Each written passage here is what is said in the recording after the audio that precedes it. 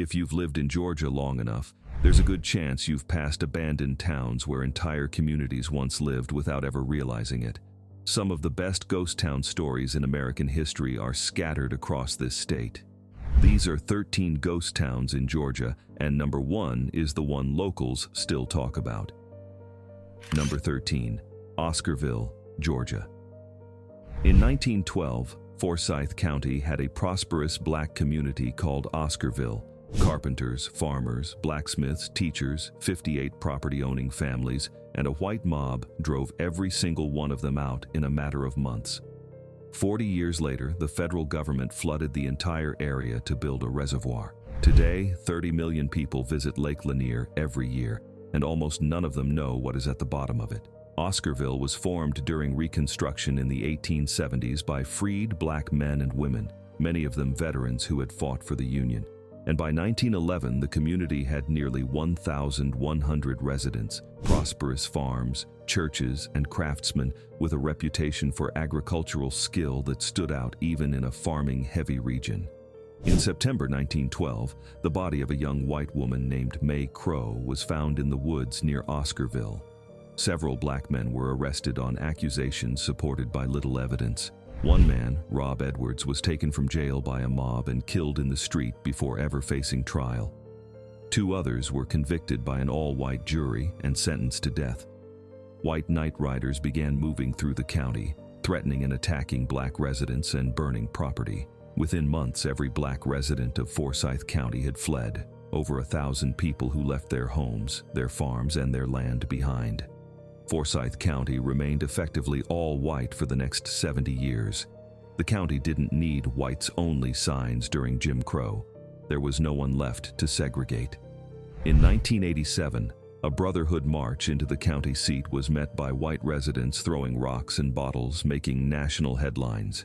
The federal government began acquiring the Forsyth County land in the 1940s and 1950s to build Buford Dam and create Lake Lanier, and the site of Oscarville went underwater. Cemeteries that were never relocated remain at the bottom, alongside debris from structures never demolished before flooding, which contributes to the lake's documented drowning rate of over 500 deaths since its formation.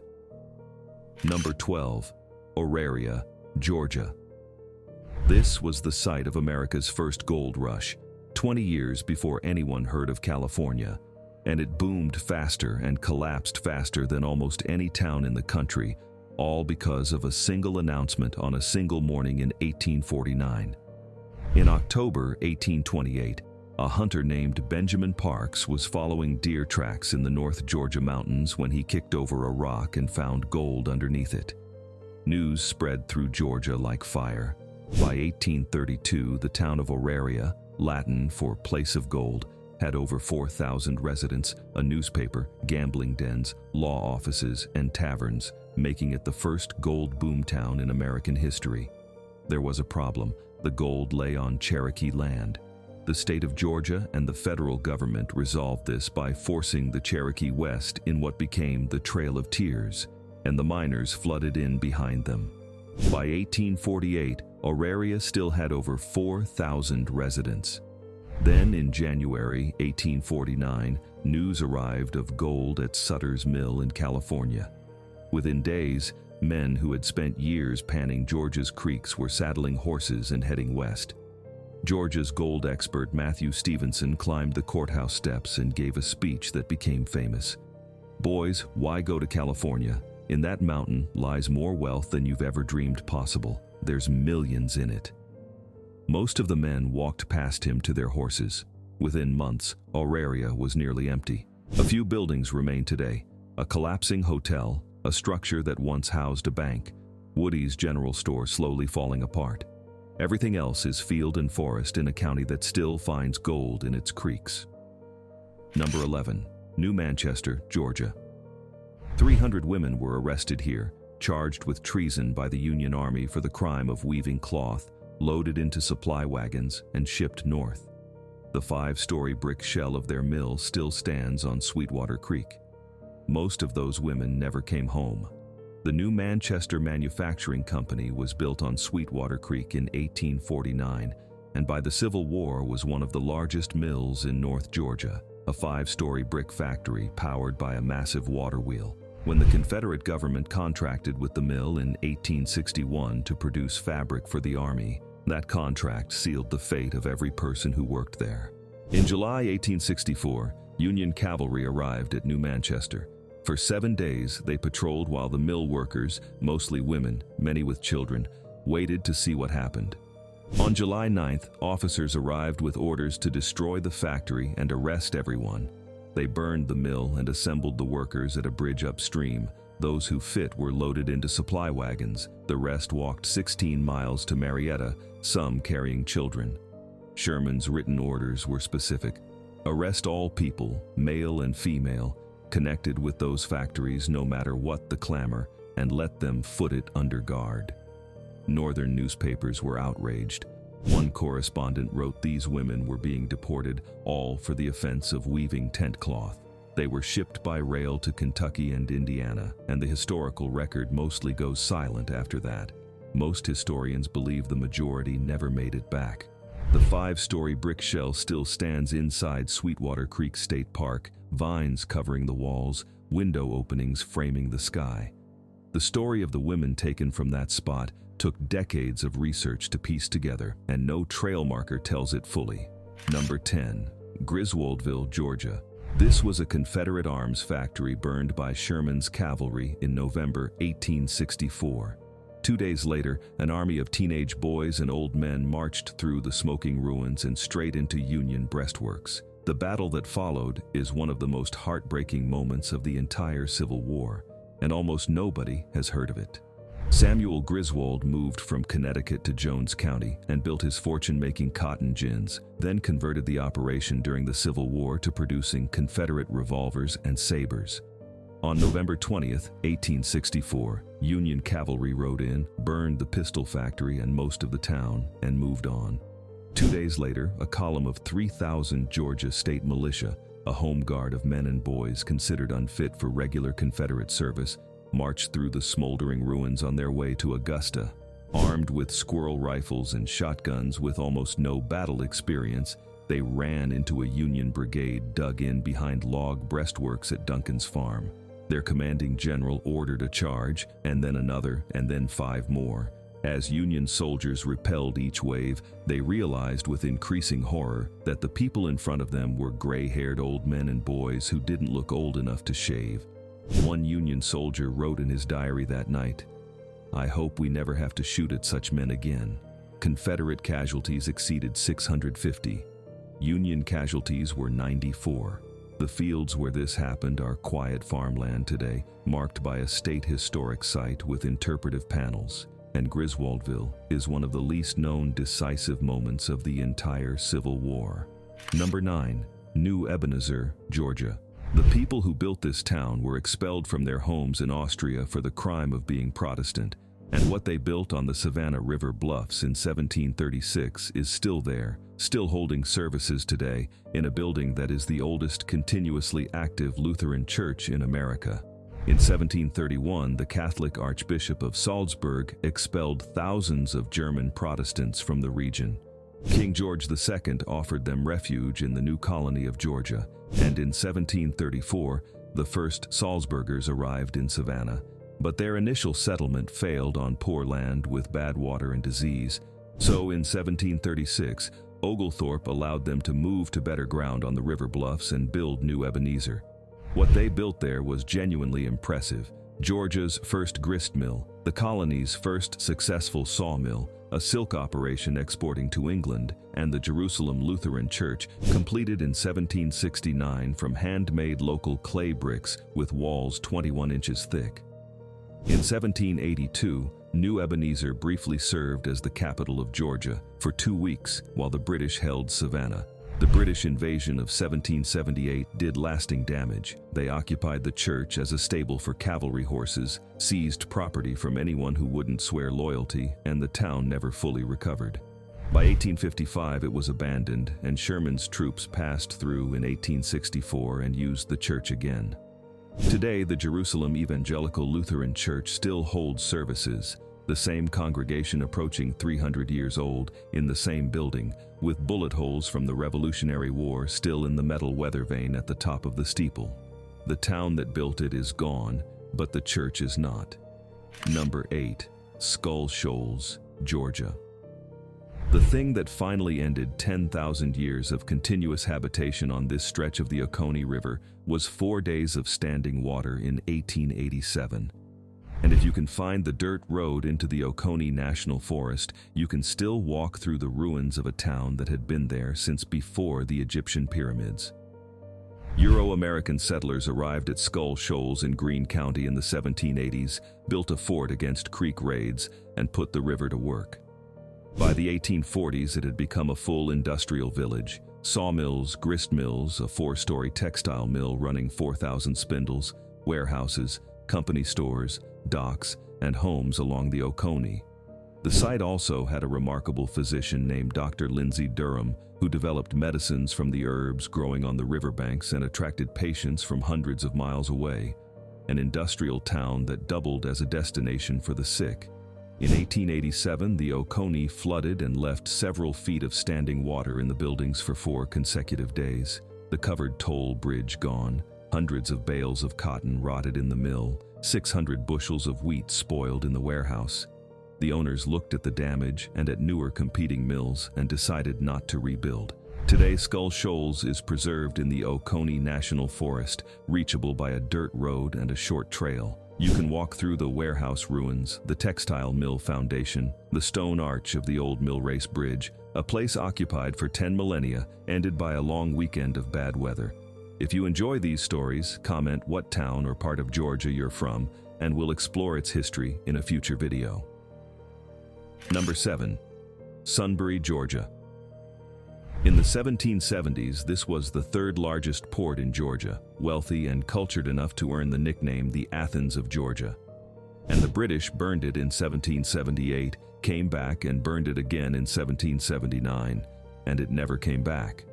Sunbury was established in 1758 on the Midway River in Liberty County, built on a natural harbor and the surrounding rice and indigo plantations. By the 1770s, it had a busy wharf, merchants, warehouses, an academy that educated some of Georgia's most prominent men, and several thousand residents, among them connections to 3 signers of the Declaration of Independence. The Revolutionary War made Sunbury a target. British forces took Fort Morris in January 1779 after the American commander refused to surrender. His famous response to the British demand was, "Come and take it." And they did. The town was ransacked and burned. When the British finally left Georgia in 1782, Sunbury was in ruins for the second time. The harbor silted up in the early 1800s, and when the railroad arrived in Georgia, it bypassed Sunbury entirely. The Athens of Georgia is a coastal field today, 11 miles from the nearest highway, with the earthwork outline of Fort Morris still visible as raised ridges in the ground and a cemetery with graves going back to the 1700s. Number 6. Wrightsboro, Georgia. This is the southernmost Quaker settlement ever established in the United States, and what makes it unlike every other ghost town on this list is that it didn't die from a disaster, a flood, or a failed economy. The Quakers simply decided the American South wasn't a place where they could live by their beliefs, and they left on their own terms. The Quakers who founded Wrightsboro in McDuffie County in 1768 chose fertile Georgia backcountry land, built an agricultural community around a meeting house, and kept largely to themselves, people who had built their entire identity around rejecting violence as a principle. The American Revolution made that position nearly impossible to hold. The Quakers refused to bear arms or swear loyalty oaths to either side, which made them suspect in a backcountry where neutrality looked like betrayal. After the war, many families concluded that the South, with slavery, an honor culture, and the likelihood of future conflict, was simply incompatible with how they wanted to live. Over the following decades, Wrightsboro drained away in a steady, deliberate migration northward, not in a rush, not in a panic, just quietly, family by family, gone. By the 1820s, the town was abandoned. A remarkable number of buildings survive today.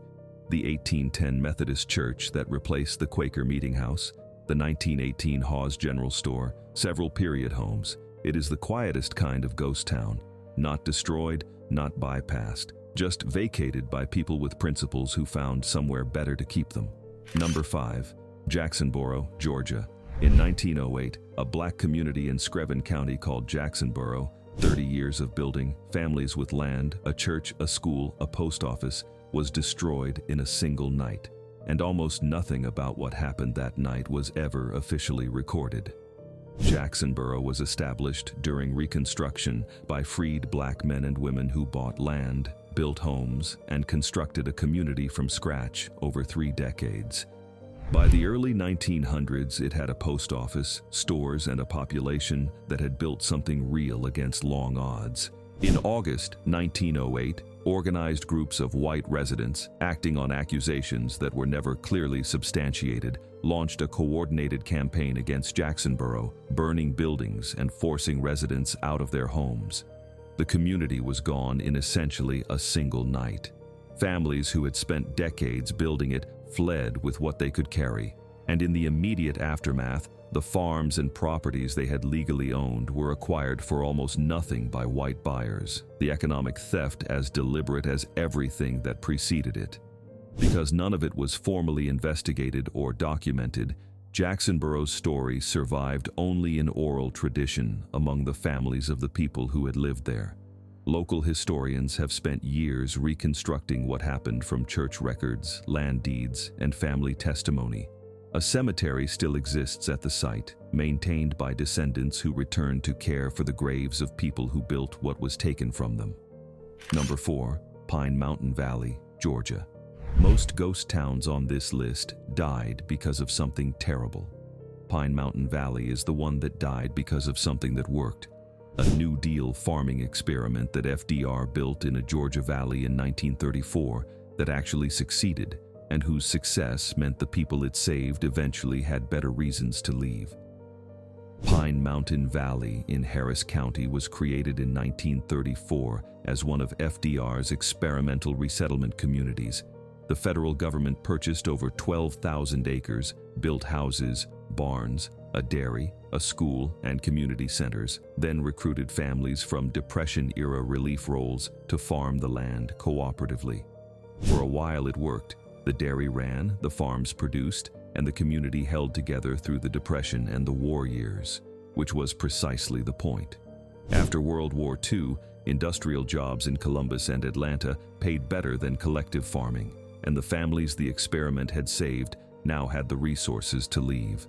By the 1950s, the community was winding down and the land was sold to private owners. The New Deal farmhouses, community buildings, barns, and outbuildings still stand across the valley in various states of preservation. Pine Mountain Valley still has residents, but the community FDR designed is long gone, and the specific thing that ended it was that it worked well enough for the people inside it to imagine something better. Number 3. Tate City, Georgia. This is the most remote ghost town in Georgia, a settlement deep in the Blue Ridge Mountains near the North Carolina border, so far from anything that the last residents didn't leave until the 1970s, having lived essentially the same way their great-grandparents had for over 100 years. Tate City sits in a valley of the Tallulah River in Towns County, founded in the mid-1800s by Appalachian families who chose the deep mountain hollows specifically because they wanted to be left alone. The community was self-sufficient by necessity. At its peak, it had around 100 residents, homesteads spread through the valley, a mill, and a church, all sustained without reliable outside contact for much of the year. The 20th century arrived late and partially in Tate City. Electricity came mid-century. Roads accessible to vehicles came even later. The younger generations, who could now see through those new roads a wider world their parents had never accessed, began leaving when they could. The last families left in the 1970s, and the Chattahoochee National Forest absorbed the land. Today, the valley is a hiking destination. Miles of trail in, foundations of homesteads, ruins of the old mill, an orchard gone wild. It looks essentially the same as it would have to someone walking through in 1890. Number 2. Powellton, Georgia. In the early 1800s, Powellton was described as the most cultivated small community in Georgia, a Hancock County town with a college, 2 newspapers, doctors, lawyers, and a cultural life that made it an intellectual center of the plantation belt. Then the Georgia Railroad chose a route that missed it by a few miles. Within 20 years, the whole thing was gone. Powellton was established in the 1780s and grew through the cotton economy into something genuinely impressive. By the 1820s, it had a manual labor college, 2 competing newspapers, multiple churches including a Baptist congregation going back to 1785, and a full professional class moving cotton from the surrounding plantations to eastern markets. When the Georgia Railroad came through in the 1830s and bypassed Powellton for nearby Sparta, the merchants relocated along the rails, the professional class followed, and the population that had taken decades to build collapsed over roughly 20 years into almost nothing. What remains today are the Powellton Baptist Church, active since 1785, and the Powellton Methodist Church, both still standing from the early 1800s.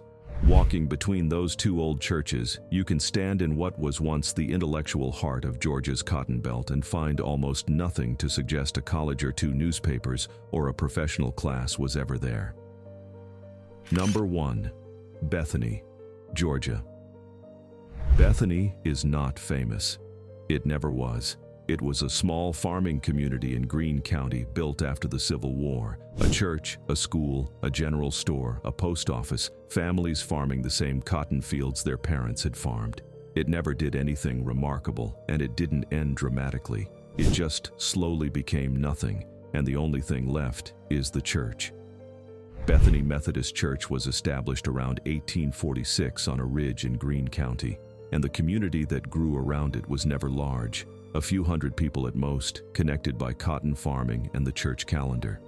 Most Georgia farming communities like Bethany followed the same arc. The boll weevil hit in the early 1900s and destroyed the cotton crop year after year. Young people left for Atlanta or northern factories during the Great Migration, and eventually the post office, the store, the school, and the last family all went. What makes Bethany worth stopping at is not how it died. That story is common. But the fact that the church is still there, still maintained, still used occasionally for homecoming services by the descendants of families who once lived in the surrounding fields. There is no town and no road sign, just a white wooden church on a ridge in Greene County, a cemetery beside it with stones going back to before the Civil War, and the specific quiet of a place that became nothing so gradually that no one ever had to say goodbye. Georgia is full of Bethanies, and this is one of them. Drop a comment and tell me what town in Georgia we should cover next. Subscribe so you don't miss the next one.